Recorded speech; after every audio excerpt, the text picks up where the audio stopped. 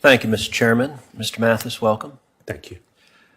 And I've got to say, I think you have a legitimate beef with the White House because the Biden White House has placed you in a very difficult situation. The Biden White House's conduct in putting forth your nomination and in disregarding the views of the senators from your home state has placed you in an almost impossible situation. That's not your fault, but it is President Biden's. You're familiar with Article 2 of the Constitution? Yes, Senator. What does Article 2 of the Constitution lay out?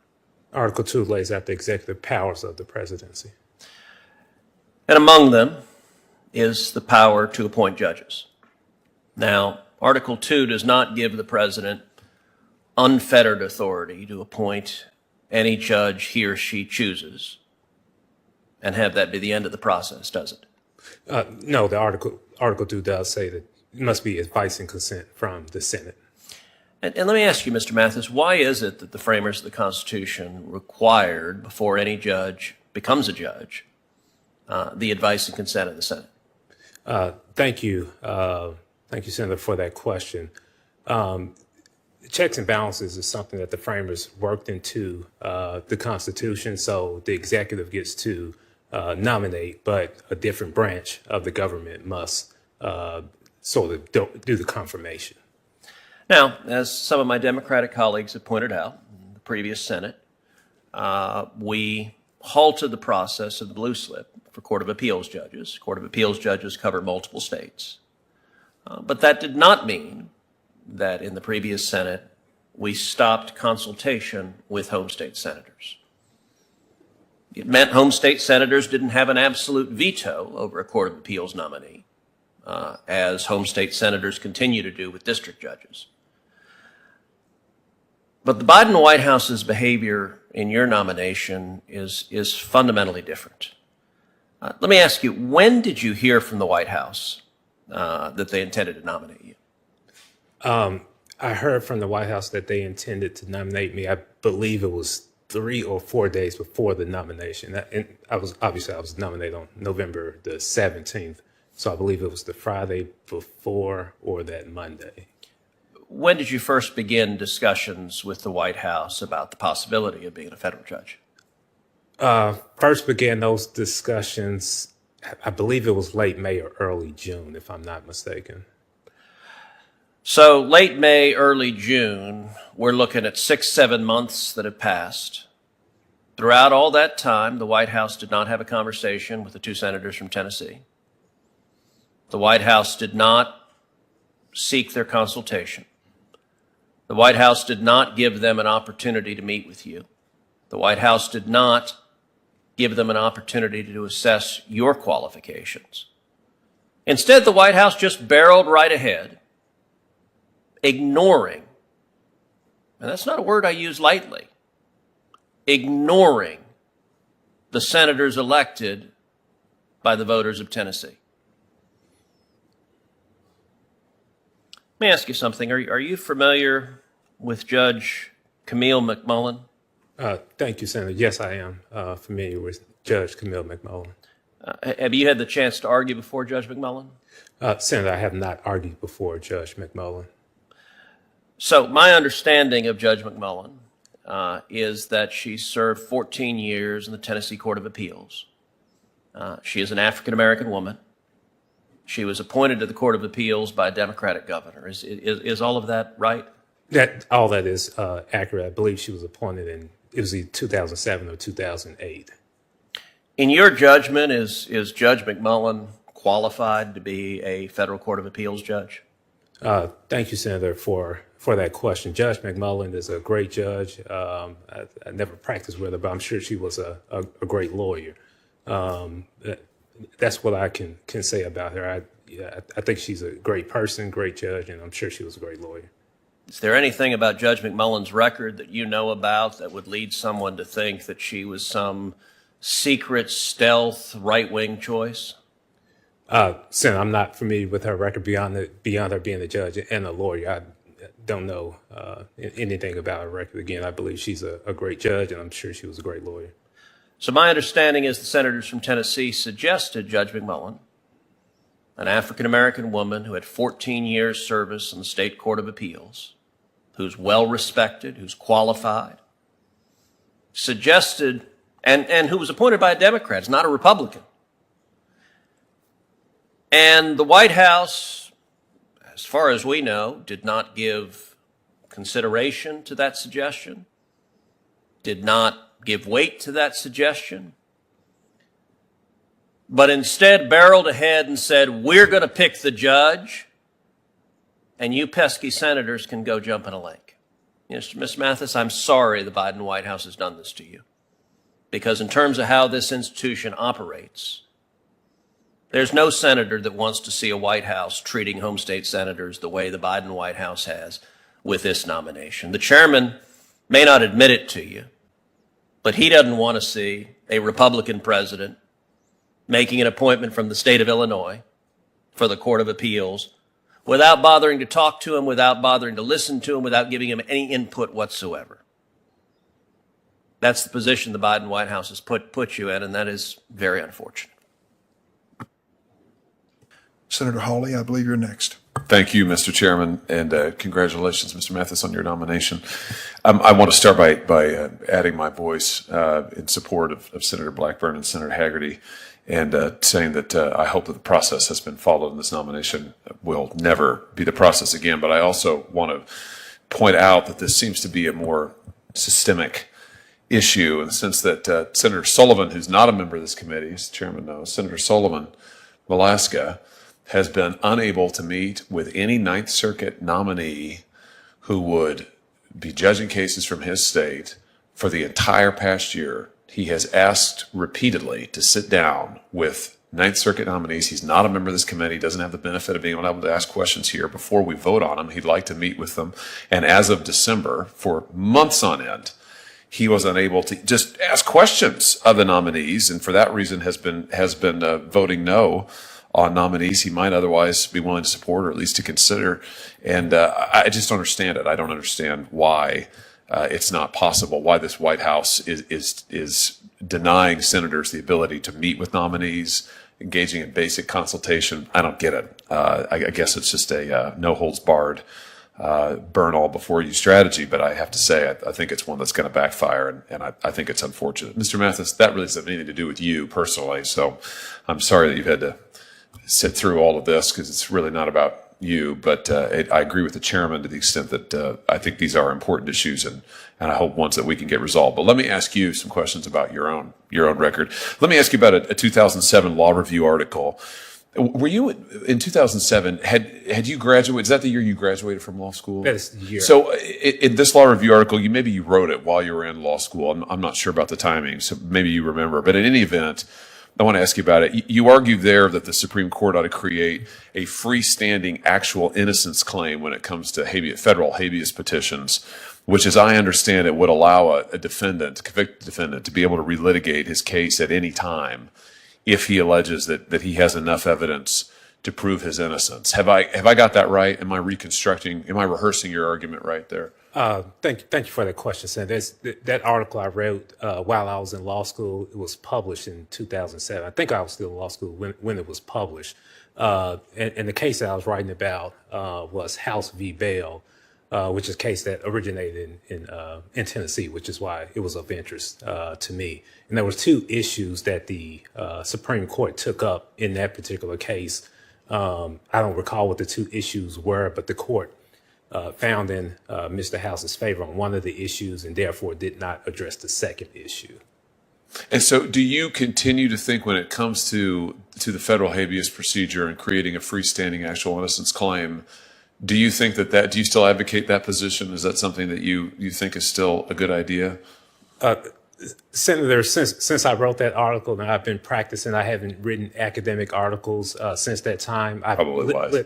I'm sorry. I said probably wise, but go ahead. I've litigated a number of cases and hadn't litigated issues related to the freestanding innocence issue. So I hadn't litigated that issue and haven't advocated for that particular claim since I was in law school. Well, I ask because I have concerns about that. That would be a very significant departure in federal habeas law, which would create, I think, a very significant new set of challenges for prosecutors, for those trying to bring these folks to justice.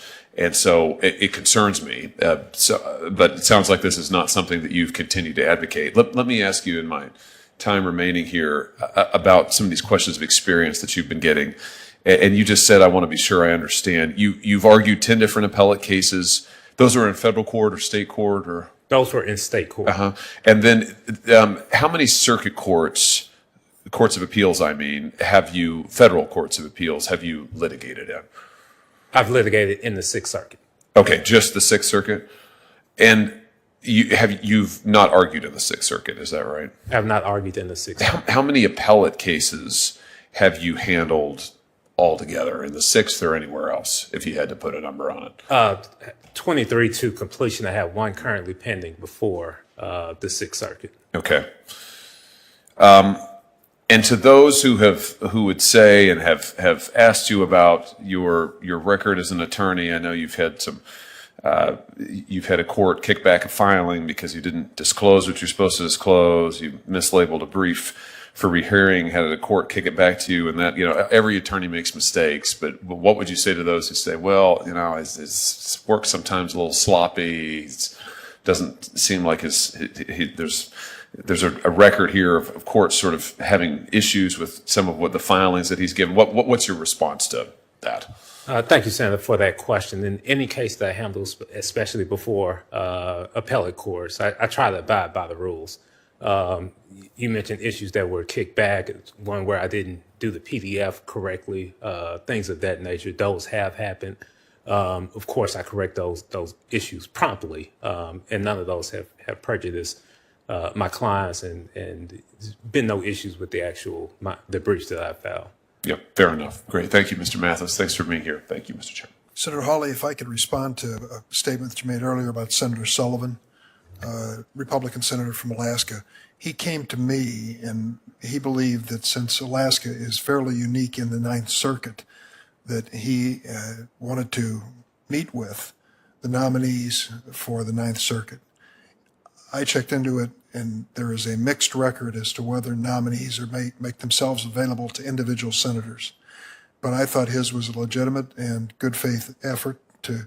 He said, I've only got 2 or 3 cases relating to Alaska. I want to at least tell him what they are. Senator Murkowski agreed with him. I believed it was a good faith request, and I went to the White House, and he did meet with 2 Ninth Circuit nominees as a result of it. I'll offer the same support to any member of the committee who is not in the interest of delaying anything, but in genuine interest of knowing where they stand on cases that are relevant to their states. Thank you for that, Mr. Chairman. I'm glad you intervened in that respect. And I think your last point is an important one, that Senator Sullivan wasn't trying to delay anything, but and he's not a member of the committee. He didn't have the ability to ask questions. But I just regret, make my point again, I regret that you might remember that Senator Sullivan went to the floor and blocked a number of nominees and voted no. And he had to do all of that in order to get the attention of the White House. And I thank you for your good offices. But, it really shouldn't come to that. And I see this situation as similar. That Senator Blackburn and Senator Hagerty have had to say, listen, this is really wrong, and point out that they haven't been afforded basic consultation rights. And that really shouldn't be necessary. But thank you for your good offices in that circumstance. Senator Kennedy. Thank you, Mr. Chairman. Counselor, you're at Buckner Snow? Yes. Your partner? Yes. Sir. It's a good law firm. I have some experience with our Department of Motor Vehicles in Louisiana. I spent a year there one time trying to get my son's lost license renewed. I remember all they had. I didn't bring any reading, and I remember all they had were copies of Popular Mechanics from like 1997 or something to read. Our problem in Louisiana is Our employees there are good. It's our politically appointed managers. I was asked one time, how many managers do we have how many managers work at our Louisiana Department of Motor Vehicles? And I said about half. Let me ask you a couple of questions. First, do I understand your participation in Boys and Girls Club? Tell me about that briefly. Thank you, Senator, for that question. So as a youth, I grew up. That was like my home away from home. Yeah. From the time I was 9 years old till I went off till I went to college. I went to Yeah, college. it's a really good organization. Absolutely. Every year or two, Mr. Denzel Washington, who's one of the 5 coolest people on the planet, comes up here to lobby for money, not for himself, for Boys and Girls Club. So I've had a chance to get to know a little bit about it. You worked at well, let me ask you this. Do you think America is mostly good or mostly bad? Thank you, Senator, for that question. You're welcome.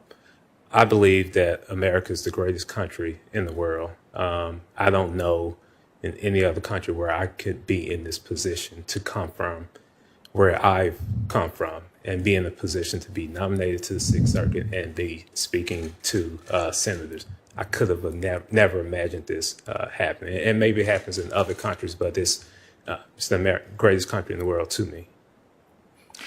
I agree with you. Look, I don't know whose fault it was, but you may want to go back and talk to your friends at the White House. It's very unfortunate that Senator Blackburn and Senator Hagerty didn't have a chance to sit down with you. And I don't want to get into whose fault it was, but it's the White House's job to make sure that happens if they really care about what we think. And I gave this same speech to employees at President Trump's White House as well. For a while, my experience with some of the people in charge at the Trump White House was different from Senator Durbin's. I was brand new, and their attitude toward me was pretty cavalier. It was just sort of sit down and shut up, and it's not cool when our nominees don't take it upon themselves, if the White House doesn't encourage it, to go sit down with the senators. It's not fair. It puts us in a horrible position. It's disrespectful. You're going to be appointed, if you're confirmed, to one of the most powerful jobs on the planet. And that's not an exaggeration. You have a lifetime appointment. And I wish you'd deliver that message. Tell me in the few minutes I have left, tell me that your work, well, let me try this. It's been suggested you don't have any experience, okay? And you don't have the experience to be on the Court of Appeal. Can you address that? Tell me what your answer is to that. Thank you, Senator Kennedy, for that question. Throughout my career, I've handled 23 appeals to conclusion. I have one matter pending before the Sixth Circuit. In the vast majority of the appeals that I've handled, I have been the primary drafter of the appellate briefs. I've argued 10 cases to the Tennessee Court of Appeals and the Tennessee Court of Criminal Appeals. I have not argued a case to the Sixth Circuit. Additionally, I have significant trial experience, having tried 19 cases in federal court and state court. And that doesn't take into account I've litigated hundreds of cases. And as you know, some cases are sometimes resolved by settlement, some by dispositive motions. So I have that experience as well.